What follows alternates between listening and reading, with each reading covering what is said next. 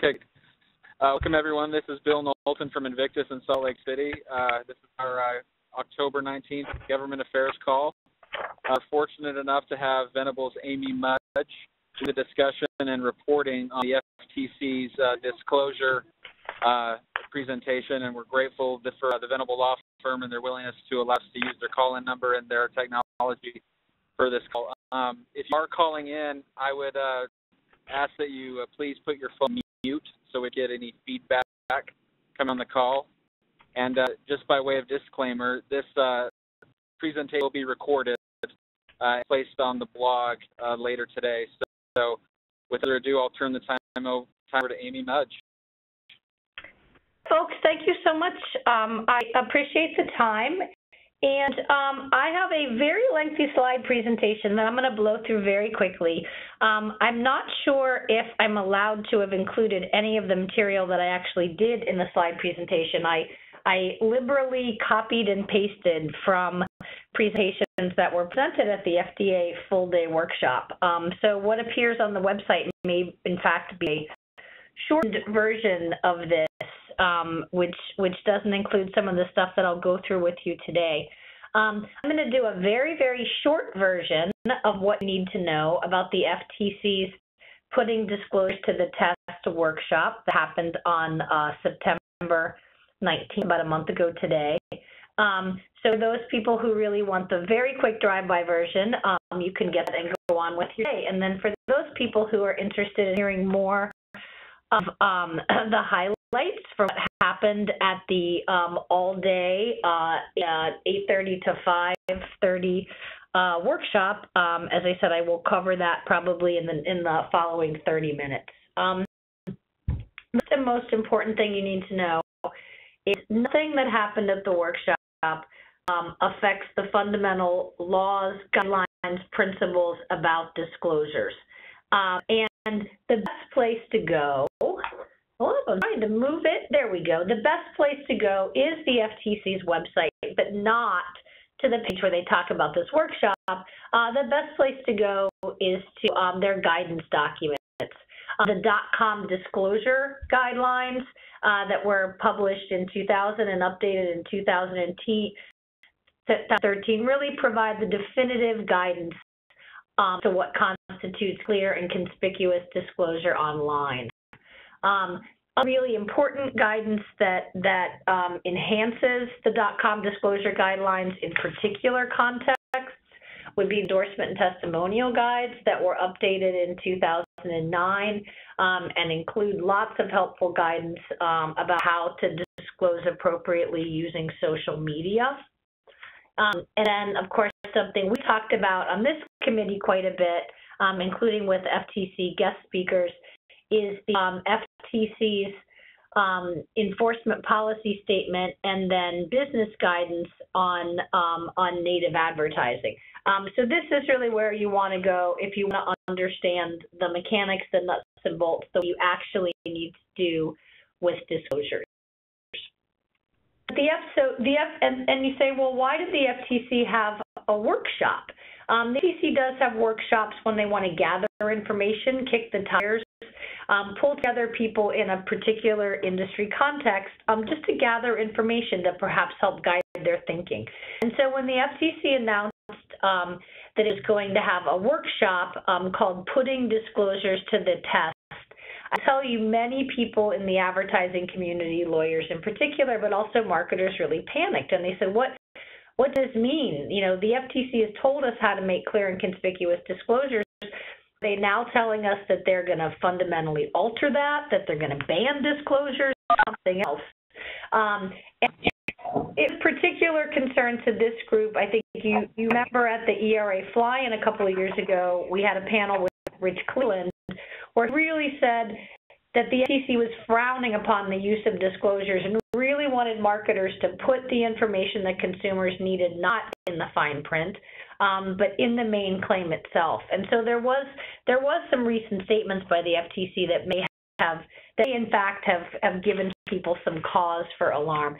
If you looked at the FTC's event description itself, one of the things, they were very clear that what they were looking at was not whether or not disclosures were allowed to be used or the law around disclosures was good laws.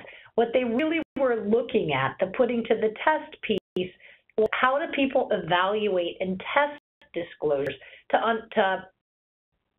understanding. So the money paragraph was, the workshop was aimed at encouraging and improving the evaluation and testing of disclosures by industry, academics, and the FTC. It's going to explore how to test the effectiveness of these disclosures to ensure consumers notice them, understand them, and can use them in their decision making. This is really what the workshop was about, full stop. And what the day surrounded by. And the topics they said may include, because this came from their announcement when they said they were having the workshop, but it actually did include evaluation criteria, test methodology, best practice, case studies, and lessons learned from such testing.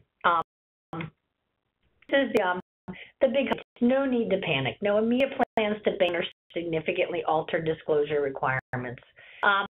What they say is they really would like companies to invest in some research, for companies to knuckle down and actually try to understand how their consumers in a particular context are understanding their disclosures. A little footnote here, this is something that we want to talk about as the ERA, is whether we want to invest in doing some of this research ourselves on the kinds of disclosures that we use customarily. So we've got some of this evidence, hopefully good evidence, to support how we're doing business, or perhaps if to shape future improvements. Further, the industry was encouraged to work together to develop different ways of imparting disclosures, things like icons or other graphic means of sharing disclosure information. This was particularly discussed in the context of complicated disclosures like privacy policy disclosures, but certainly it has applicability in a much more broader set of disclosures. And then just some freaky, wild kind of things that happened, very futuristic looking.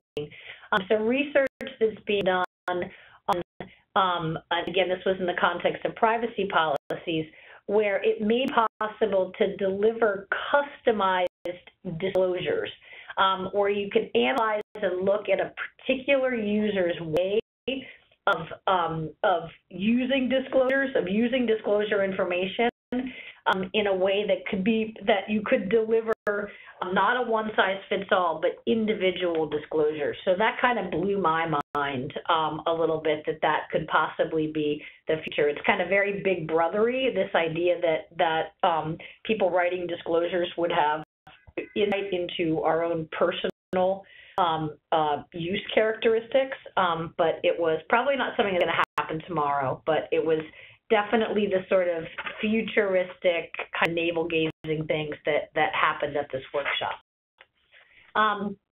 That is those are the broad highlights, but let me give you a little bit more flavor on what happened.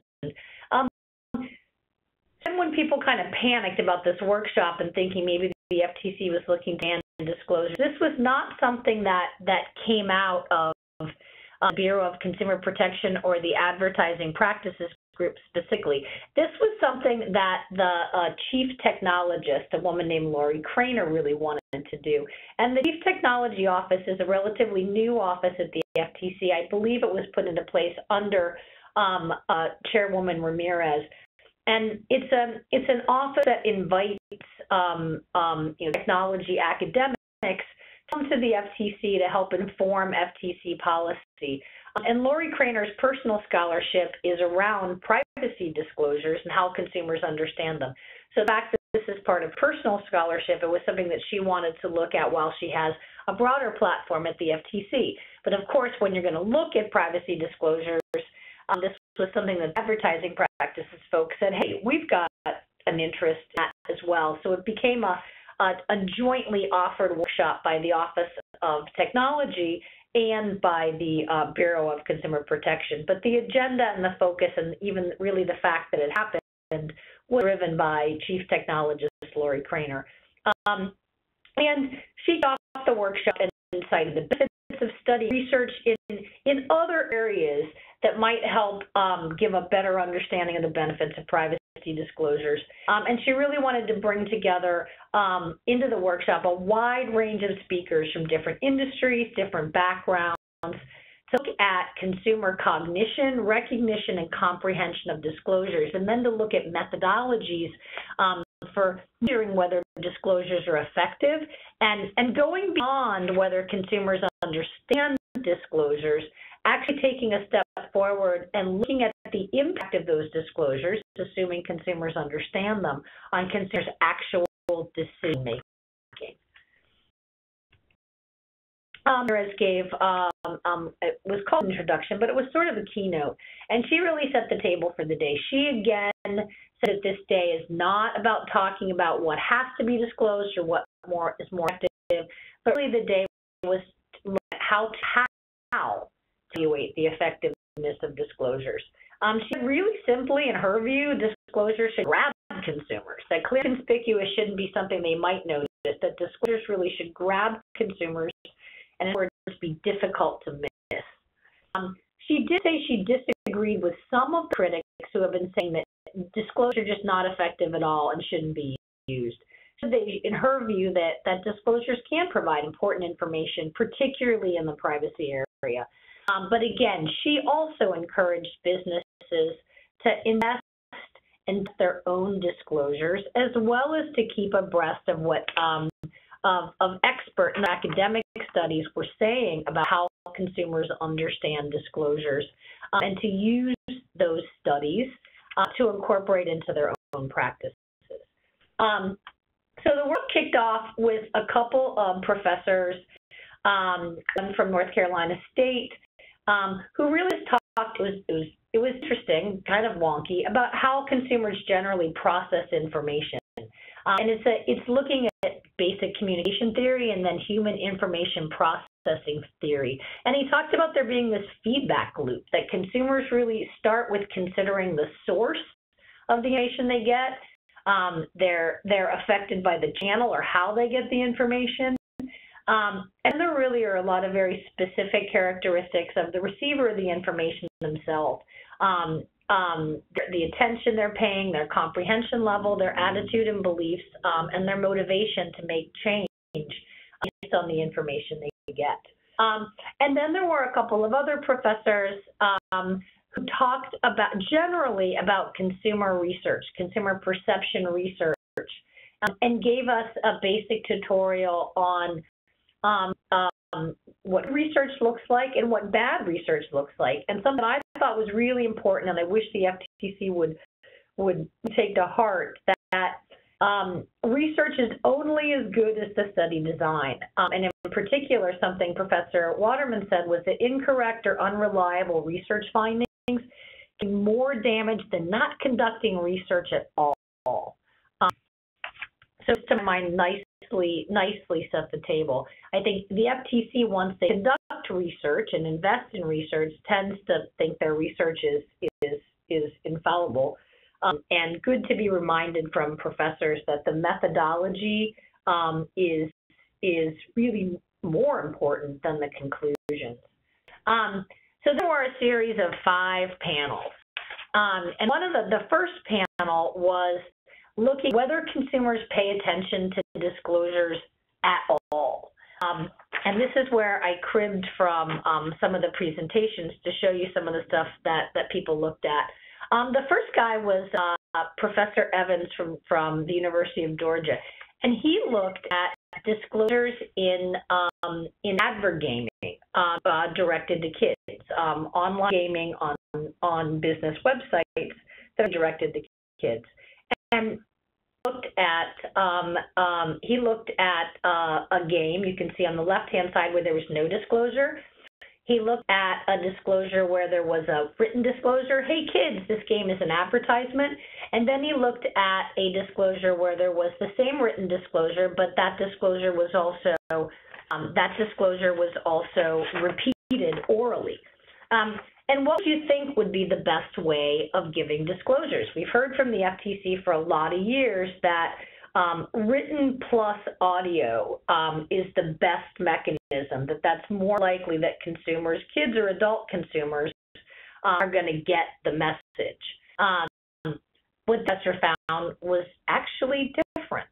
He found that that people paid attention more when there was a single disclosure. The single written disclosure, more people paid attention to than they did when the disclosure was presented in audio and in written format.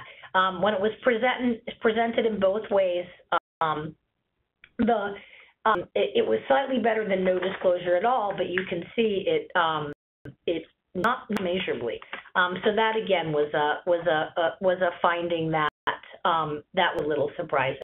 This professor, again, I'm giving you the highlights and really sort of the surprising stuff.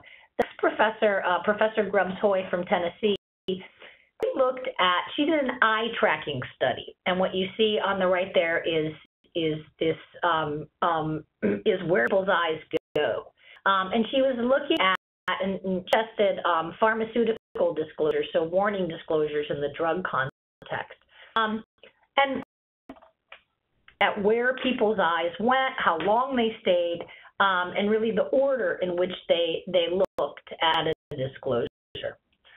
And what she found, and this is pretty interesting, a whole bunch of people self-reported. If you just ask participants, hey, did you read this? Did you pay attention to this? 80% said they did.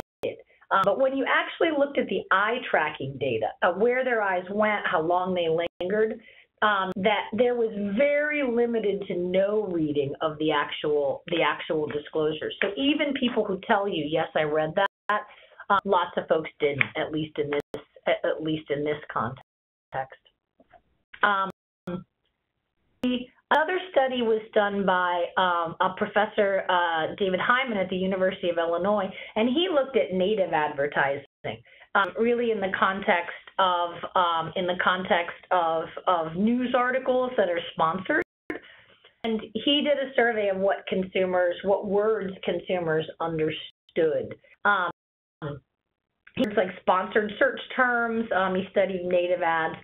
What he found in his research, and this comports with what the FTC has said they think is the case, that many of these terms like sponsored posts, sponsored content really aren't well understood by consumers.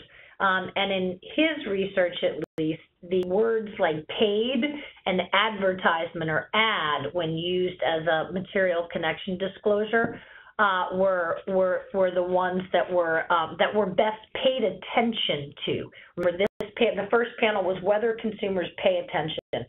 I'm going to put a pin in that one because later we're going to get to a different panel on what consumers understand, and another professor looked also at native advertising and came to a different result. And last but not least on this panel, there was a researcher from the RAND Corporation who looked at timing. Does it matter when consumers get disclosure? And she looked at this in the context of smartphone apps and with privacy notices. And they looked at whether people, when people were given a notice, of how an app was using data at different times in the App Store. They didn't look at before the install, they didn't test this, but then they looked at before the app use, during app use, and after app use. And what she found when I asked consumers, hey, do you recall getting any notice? Again, this was, do they pay attention to the disclosures, not whether they understand it. She found that there was very little memory when disclosures were presented in the App Store. A little bit better than when there was no disclosure at all, but not much. And the consumers had a better recall of disclosures that they got in time when it was most relevant to them. That during the use or right while they were using the app is when they really they noticed a disclosure.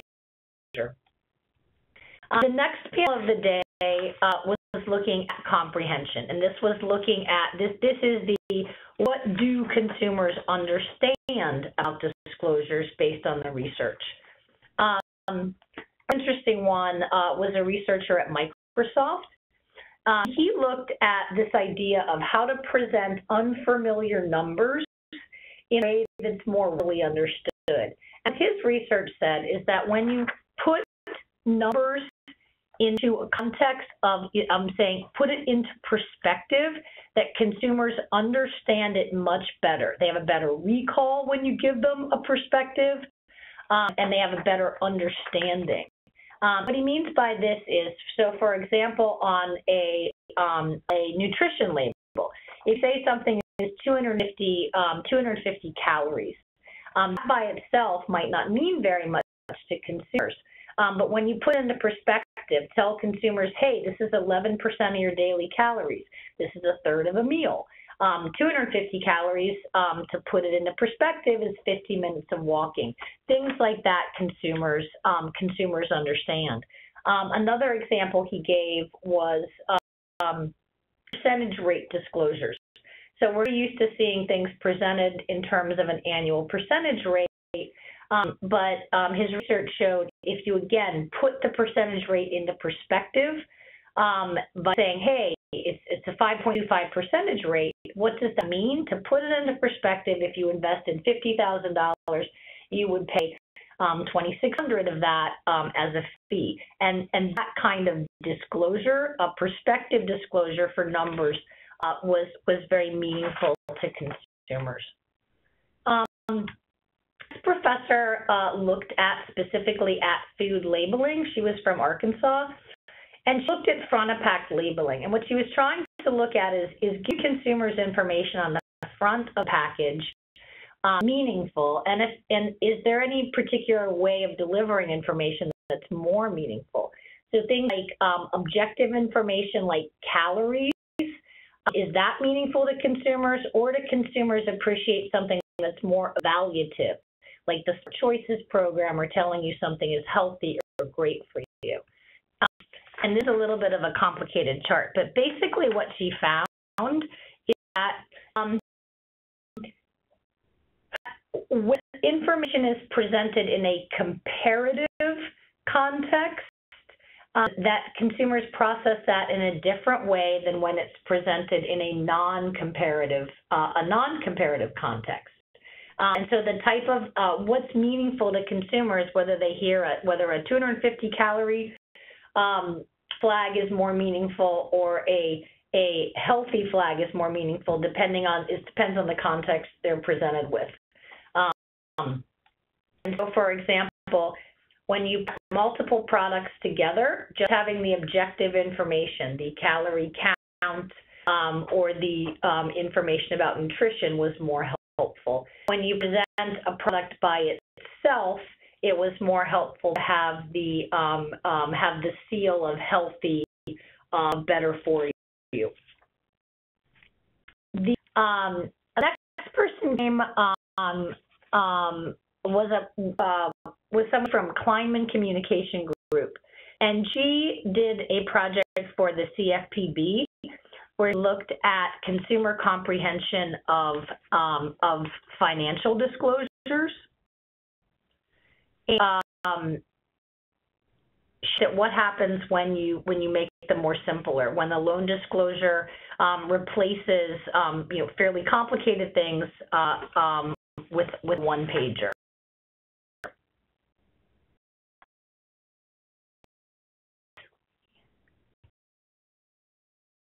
Found is that what she found is that simplification is a really good thing, but that's not the end of the story. That whether consumers really understand what they're reading goes beyond just the mere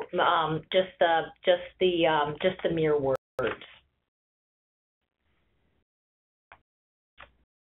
But not least, there was somebody from Fordham University who studied privacy policies and was looking at what consumers understand words in privacy policies that are vague or ambiguous, whether there's a way to improve clarity in privacy policies. There's a lot of language in privacy policies that are kind of lawyer-driven, that folks don't want to be categorical about what data they may or may not use or how they may use them. So you see kind of wiggle room, or what he calls vague words. We generally share personal information. certain, we may generally share with certain service providers, some of whom may use this information for their own purposes as necessary. And what I also found is these big words can get layered. When you add a may on top of generally, on top of as needed, that the vagueness or the ambiguity can grow. And what he found is that consumers actually do look at these different wiggle room words. They assign them different values and what they and how they understand them. Consumers found possibly to be really confusing. Didn't know what to make of that. Didn't know what to make of that at all. What he was suggesting is that marketers should really look at these types of wiggle room words, avoid the ones like possibly, like might, like could, that really consumers don't understand. And then he encouraged more research in this area as well. Moving along, the next panel looked at not do consumers look at disclosures, do they understand them, but what is the impact on consumer decision making? And so a couple of folks here that I found interesting. Professor Ablon from the RAND Corporation looked at data breach notices, and she said, are data breach notices serving their purpose? When there's a data breach and companies send out a notice to customers, what is the impact on their decision making? And what she found is that most people who'd received the data breach notice actually had already gotten information about the breach from other sources, maybe from public news sources, ways.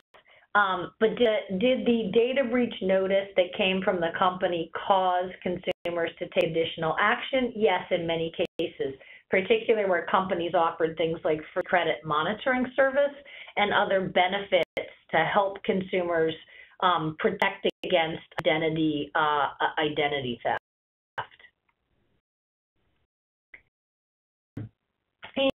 Then there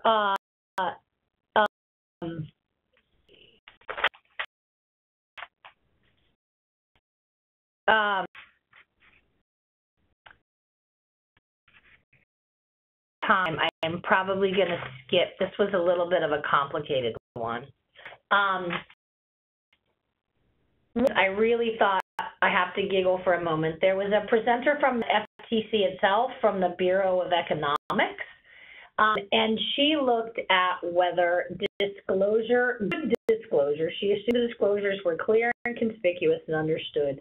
Does disclosure improve consumer choice? And the FTC for a million years, of course, that's what they predicate disclosure on.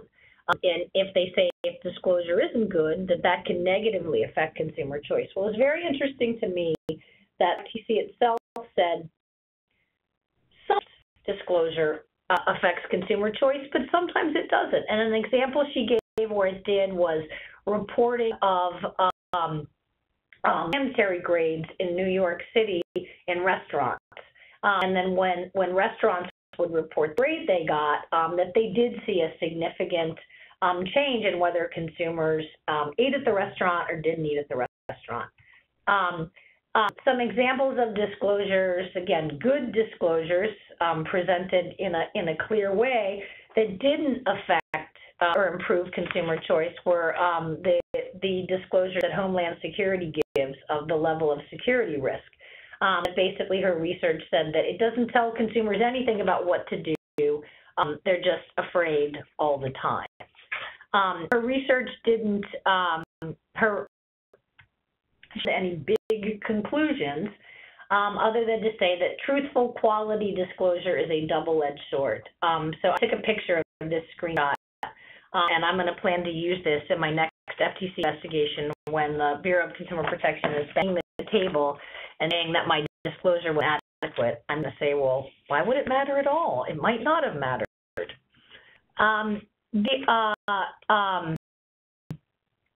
The presenter in this panel looked at payday loans and disclosure of payday loans, And he said, look, the disclosures in payday loans, even if they're good disclosures and they're presented clearly and conspicuously, we don't see a real change in consumer behavior. Why is that? And what he looked at is whether disclosures for payday loans first should be amended in a way that might affect consumer behavior. And so he looked at a way of presenting the annual interest rate of payday loans in a more comparative context. And you might think that seeing that the payday loan has interest rate much higher than any other loans would change behavior. It didn't. It did found when payday loans expressed disclosures in a way in monetary value and how much money you would have to save, that this did affect behavior. And so essentially his conclusion is you really need to look at your audience and look at their motivation to act to understand what's going to be the most successful form of disclosure. To the end of the day, I have very quickly, in about a half an hour, given you, I think, 6 hours of the full day of the workshop, and so we're getting near the end. They brought next some experts to talk about specific case studies. And this was the expert I found most interesting, and I plan to connect with him and get more information about his scholarship going forward. He looked at social media native advertising and how consumers understood disclosures in the social media native context. And what he said is that people understand that ads, that social media posts are advertising better when they're given multiple clues. He looked at the ad position. If you see an ad presented in a social media feed on the side as opposed to within the main position, people understand that more as an advertisement.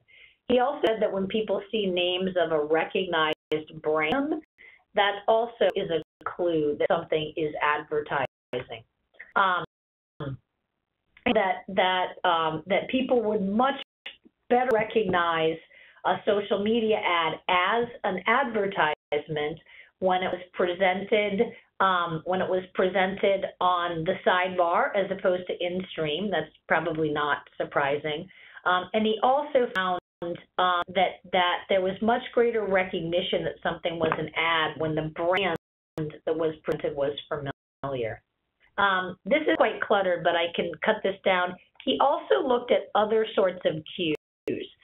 And some of the cues that he looked at in addition to this from an unfamiliar brand, he looked at in Instagram pictures, and he looked at the quality of the pictures. When pictures were highly professional, looked almost too good to be taken by a mere mortal, versus an unprofessional shot. And again, he found that when the picture was presented by a brand that people recognized and the brand name was used, and where the picture or the visual was highly professional, that people were much more likely to recognize it as an ad.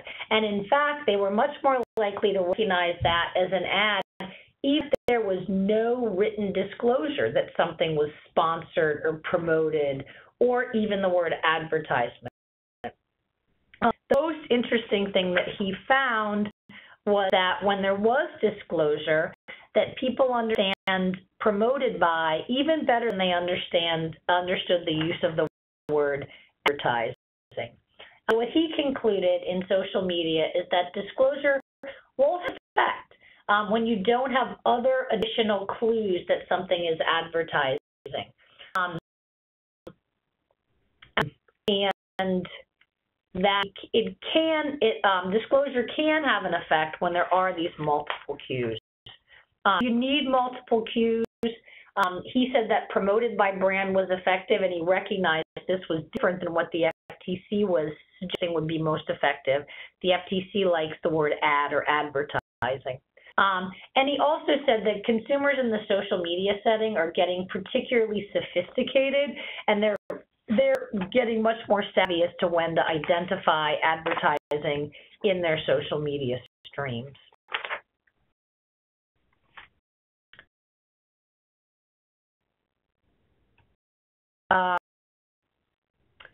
Other case studies, one woman talked about studies that were done in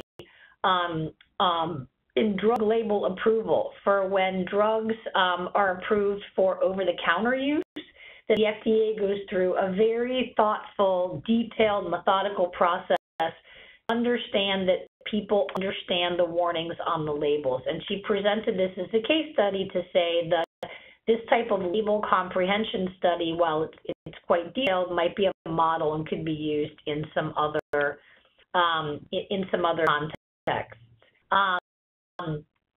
Also, a presentation from a researcher at the CFPB, and she talked about the research that the CFPB is doing. The thing that I found most interesting about this was it's clear that the CFPB is investing a lot of research and doing a lot of its own research, doing quantitative testing, qualitative testing, in-lab testing, field testing on a wide variety of issues. Some related to specific cases they're bringing, but a lot just to understand how consumers understand and make financial decisions. And one of the things she looked at was how do consumers read fine print, and do they focus on it more when someone is standing over them, or do they read disclosures more when they're given a disclosure and asked to read it on their own? So doing some really novel and interesting things that I suspect is going to shape some of their enforcement going forward. Last but not least, this was the kind of wonky looking at the future. There were some panels, one by a professor at Berkeley and then by one at the University of Michigan, that really looked at this idea of being able to look at user-specific behavior and then apply custom privacy permission prompts. The idea of having advertisers know exactly how users react to advertising and giving them custom disclosures. That's obviously well into the future. It was something that is at least being looked at now in the academic setting. So last but not least, we finished with closing remarks from Jessica Rich, who is the director of the Bureau of Consumer Protection. And she again reiterated, disclosure law is alive and well. The FTC is not looking to making significant changes based on the workshop or anything else. She expressed a healthy skepticism for this idea that you could have disclosures that vary depending on the user and how they reacted to advertising, but she said she would continue to follow this and continue to watch it. She also ended the same way that the day began by encouraging advertisers to take a close look at their disclosures and do some actual research to understand how consumers were, whether consumers were looking at disclosures at all, if they were looking at disclosures, how they understood them, and then even going farther to look at how consumers were changing behavior or reacting depending on the disclosures that they got. And that in 35 minutes was 8 hours of the workshop.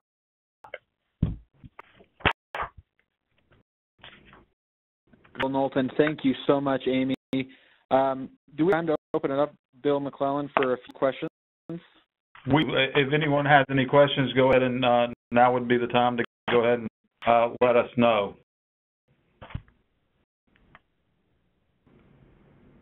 This will be a quiet group. I will tell you we are taping this, but we will cut off the tape now, so we won't include questions in what is posted on the ERA's website.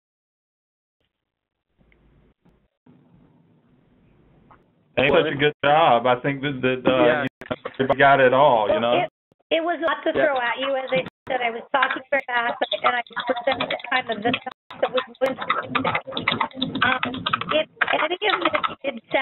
if any of these particular topics were interesting, the FTC's website has You can watch all 8 hours if you're interested. It's videotaped. It is up there. It's divided by panel. And then all of the presentation materials, as you can see, I liberally copied and pasted excerpts from some of them. The entirety of the day is available for your viewing or listening to.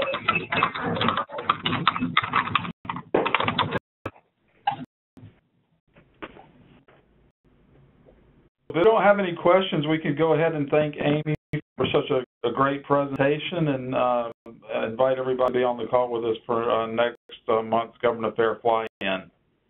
I thank you, Amy, so much. I owe you one, and thanks everyone for your call and for participating. I hope you all have a great afternoon. Thank you. Thank you, Amy.